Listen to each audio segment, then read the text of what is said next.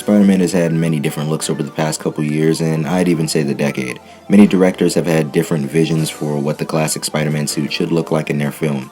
So since it's National Spider-Man Day, and it wouldn't be my duty to not post anything on this day, it's only fair to rank these suits. And in this video, I'm going to be ranking all of the live-action suits only, not covering the games or the TV shows, just the movies. We will also be covering the homemade suits in this as well. Before we get started, this is just my opinion, and it's a matter of personal preference at the end of the day. So, yeah. Coming in at number 11, the bottom of the barrel, we got the homemade suit from The Amazing Spider-Man. It's just a plain red mask with sunglass pieces and a beanie to match the skater look. I know it's paying homage to Brian Michael Bendis with the sunglass pieces. It's just basic. However, it works for the scene and it fits with the movie and what he's using it for, so I can't complain. Plus, he's not even in it that much, so like I said, I can't complain. Yeah, that's all I got. It's just a basic suit. Coming in at number 10, we got the stealth suit, or as many of you fans have dubbed it, the Night Monkey suit from Spider-Man Far From Home. And it's just a plain black suit. I know it's paying homage to Spider-Man Noir, and it's probably just to get MCU Spider-Man in a black suit, but it definitely looks like something that came from S.H.I.E.L.D. or something that Nick Fury would make for Peter. It's used well in the film to get the eyes off of Peter, and it's definitely one of MCU Spider-Man's weakest suits in my opinion. Not skill-wise, just compared to the other ones, it just really doesn't hold a candle to it in my opinion. Coming in at number 9, we got the suit from the first Amazing Spider-Man film. In my review, I said that the suit wasn't for me.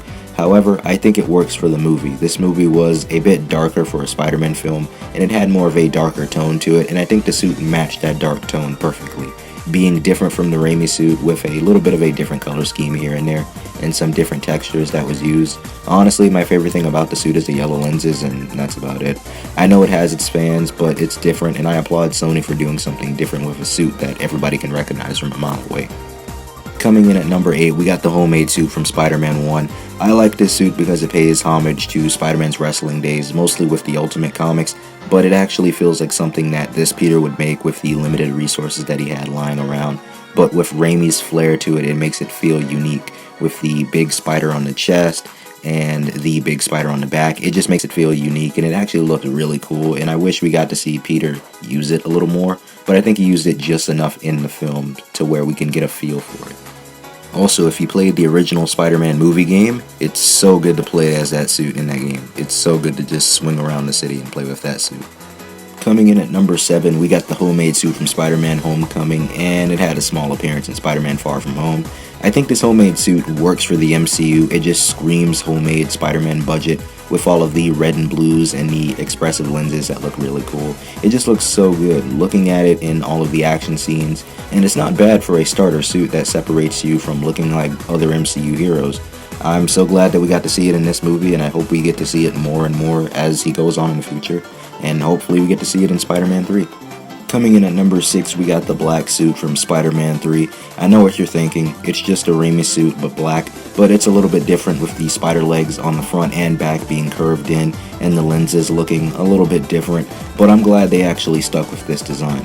Simply because I feel like if they actually took the comic accurate one that they were going to use, it would have taken away from the semi-realistic world that Sam Raimi created with these movies. I still do love this suit, though it may be the same suit, just a different color. I still love the suit regardless. Coming in at number 5, we got the Iron Spider suit from Avengers Infinity War, Avengers Endgame, and it made a brief cameo in Spider-Man Far From Home.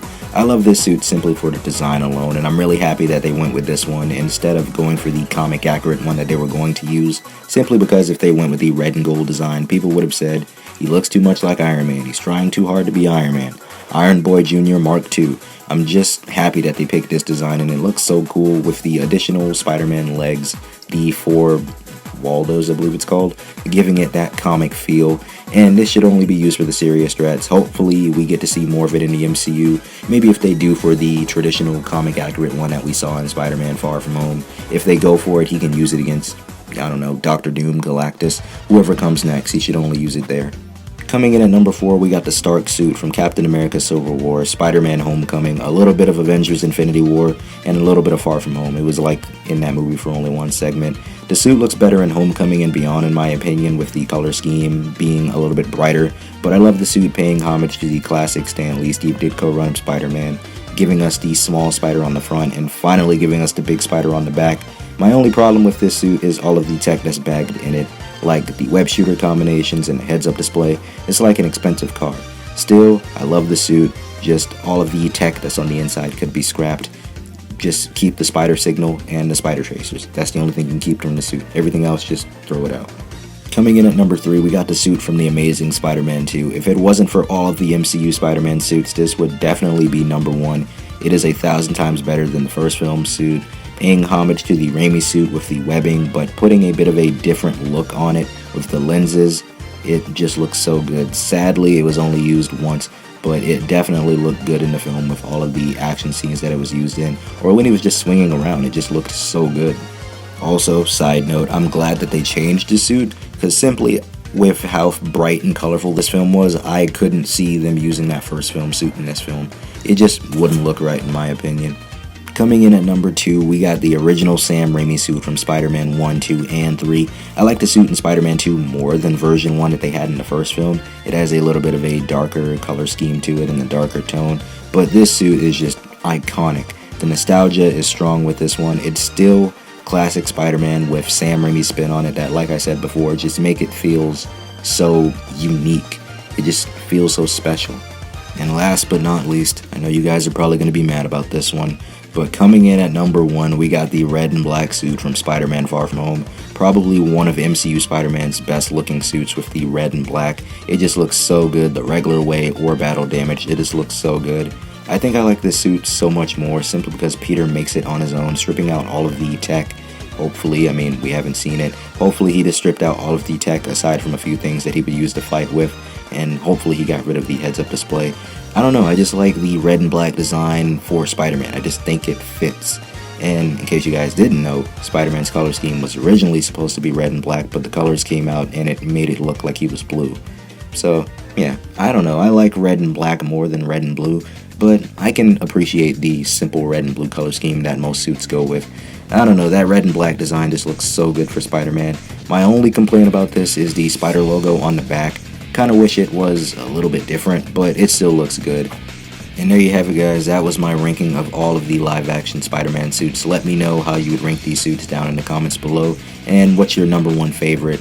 I do want to say a big thank you to Stan Lee and Steve Ditko for making this amazing character and giving me so many memories. I remember just watching behind the scenes of almost every Spider-Man film, every interview, seeing how Stan Lee came up with this character, and I can't even put it into words. Just thank you, Stan Lee and Steve Ditko, for everything that you've done. Thank you to every artist who's drawn Spider-Man in the past. Thank you to every writer who's written a classic Spider-Man story. Thank you to all of the directors, writers, producers, whoever. Thank you for just giving us this character on a live-action screen format. I know I'm getting sidetracked. I didn't write any of this down. This is unscripted. But thank you, Stan Lee, Steve Ditko, and everyone who has made a Spider-Man film, written a Spider-Man film, all of the fans out there. Just thank you for loving this character as much as I do. It really means a lot to me, and I know it means so much to Stan and Steve. Thank you guys so much for creating this character yet again. Also, before I go, I do want to say a big thank you to Tobey Maguire, Andrew Garfield, and Tom Holland for giving us so many different versions of Spider-Man and Peter Parker over the last decade. It really means a lot to me that a character that I love was brought to life on screen by 3 incredible actors. Thank you guys. It really means a lot to me. And yet again, I know I've said this enough times probably, but thank you, Stan Lee and Steve Ditko, for inspiring me to make my own Spider-Man show that I really do need to give an update on. But again, all I can say is thank you. Thank you to John Watts, Mark Webb, and Sam Raimi for putting your own little vision to Spider-Man. And I'm just grateful that we got a Spider-Man movie, well, multiple Spider-Man films over the past decade, like I said. So I'm going to go ahead and do my normal outro. If you made it to this point of the video, you can actually leave. I do appreciate you guys for watching this. So I do apologize for the lack of uploads, but I'm coming up with new video ideas. Plus, we got like a tropical storm headed our way, so I'm going to try to do as many videos as I can. So I do appreciate you guys for watching this video. As always, if you enjoyed this video, be sure to leave a like and subscribe. Join the family, help the channel grow. So I'm going to leave that there. Be sure to answer the questions if you want. And just put them in the comments. Just be respectful about it. I know everybody's going to have different opinions. Just please be respectful about it. Love you guys. Stay safe. And I'll see you next time. This has been the Web Warrior, signing off.